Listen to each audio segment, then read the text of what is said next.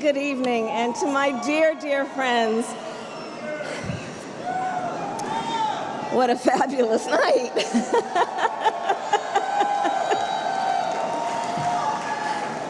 And what a wonderful speech earlier from the other HRC. How about her?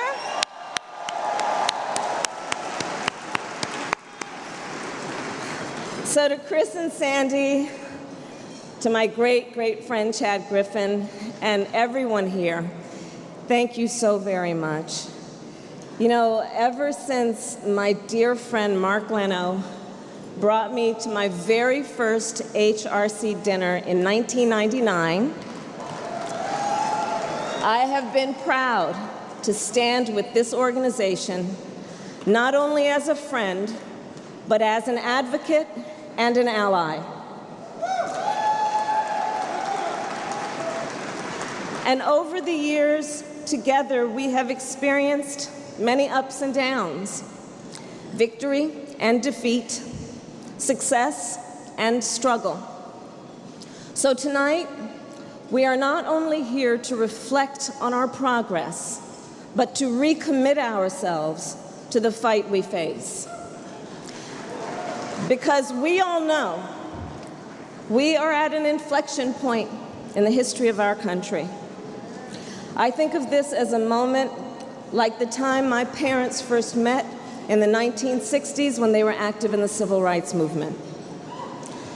I believe this is a moment when our country is witnessing an assault on our deepest values and ideals, where people don't trust our government, its institutions, or leaders. So to restore that trust, HRC, I believe we must speak truth. Even when it makes people uncomfortable. Even when others are silent. And as the poet Audre Lorde reminds us, there are so many silences to be broken. So let's speak truth. From Charlotte to Charlottesville, we have been reminded racism in this country is real. Sexism, anti-Semitism are real in this country. Homophobia and transphobia are real in this country. And we must speak that truth so we can deal with it. Let's speak truth. Voting rights in this country are under attack. Since the Supreme Court gutted the Voting Rights Act in 2013, 10 federal court decisions have found intentional discrimination against voters of color. One even said Black voters were targeted, quote, with almost surgical precision. Let's speak truth. Across this country, Americans worry that our government will take away their health care. And at this very moment, while we are here this evening, immigrants fear a knock on the door that could tear them away from their families.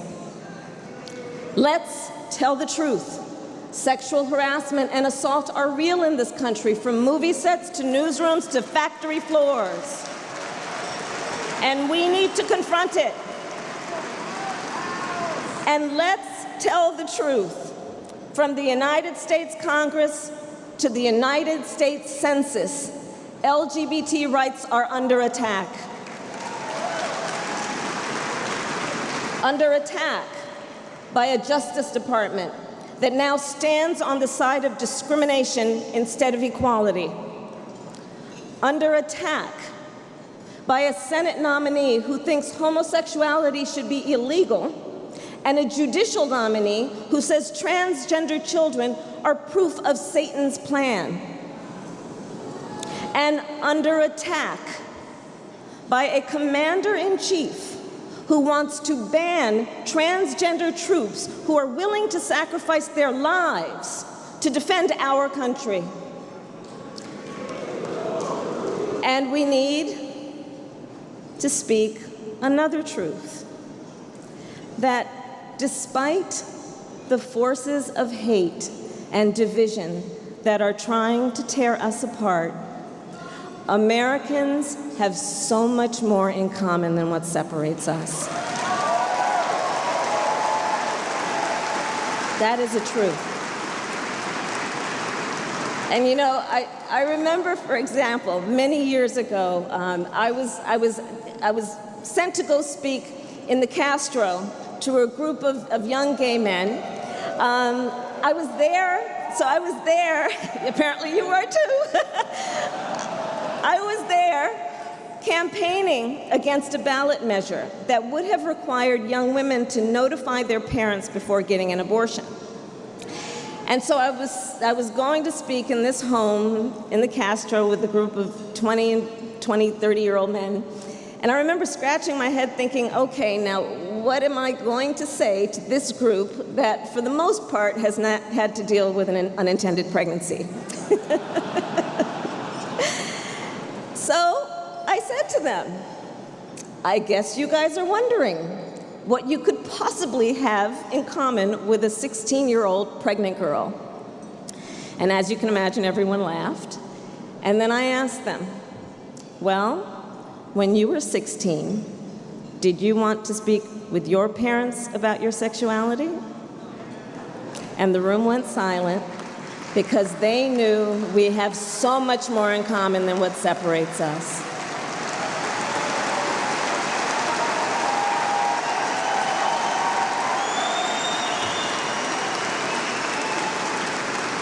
And I think it's what Bayard Rustin meant when he said, you have to join every movement for the freedom of people.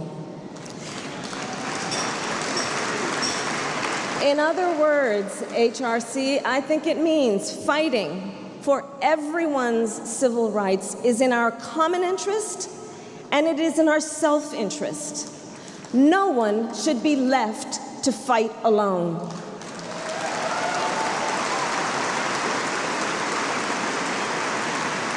And throughout my career, I've worked with many communities who did feel alone, including in the late 1990s, working with transgender people of color, many of whom were ostracized and self-medicating and even some self-mutilating.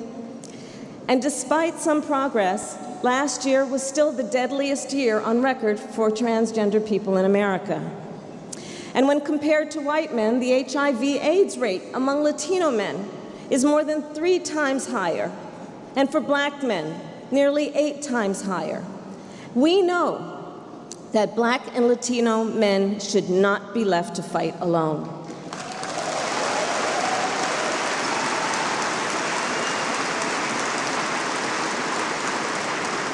And we are at an incredible moment because none of us in this room are fighting alone. Across all communities, we are standing together. Women, labor, African Americans, immigrants, Native people, the LGBT community, and so many more. From Standing Rock to Charlottesville, we are all fighting together.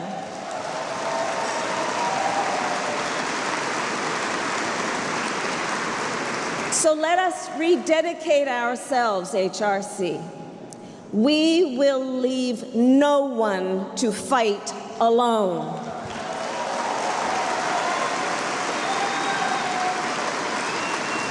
And together, together will fight for the equality of the LGBT community in all of its diversity. Together, we'll fight to promote police reforms and progressive prosecutors to prevent shootings like those that took Trayvon Martin and Philando Castile. Together, we'll fight when Planned Parenthood clinics are being threatened to shut down. Together, we will fight for the DREAM Act, call our members of Congress, and donate to HRC's Dreamers Fund. Because no one should have to hide, not in the closet or in the shadows. And let's fight together, knowing our diversity is our strength and our unity is our power.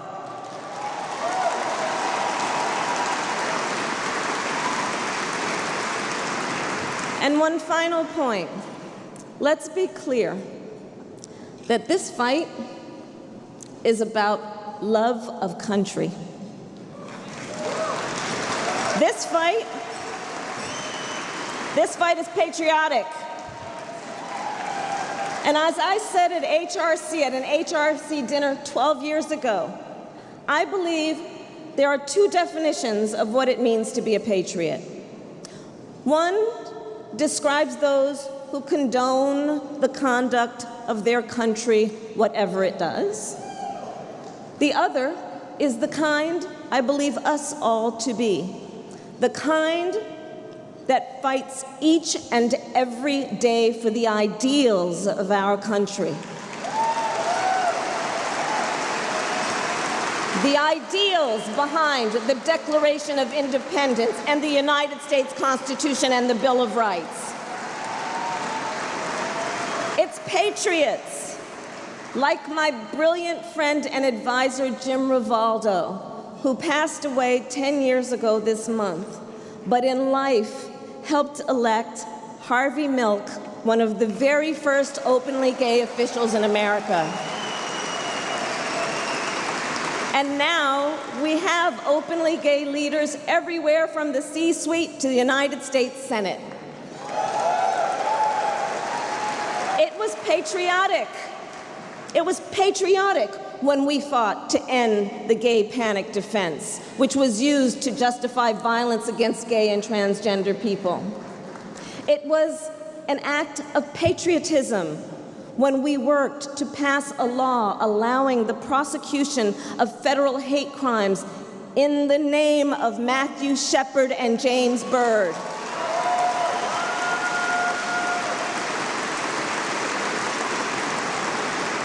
And I have to tell you, I most certainly felt patriotic when on Valentine's weekend in 2004, I performed marriages of gay couples at San Francisco City Hall.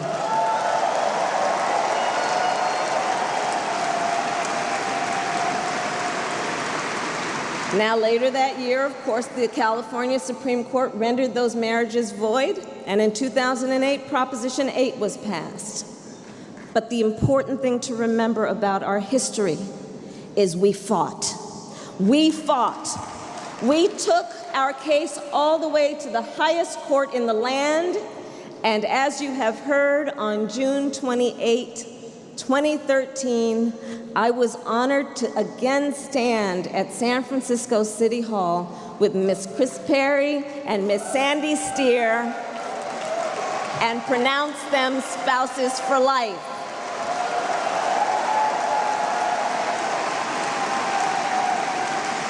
And one of the sweetest things about that was then the marriage bells rang across our country. So HRC, let's steel ourselves for the fight ahead. But let's remember in our fight, we have never been one to throw up our hands when it is time to roll up our sleeves. So let us rededicate ourselves to each other and to our country, and let's continue getting to work and fighting. Thank you.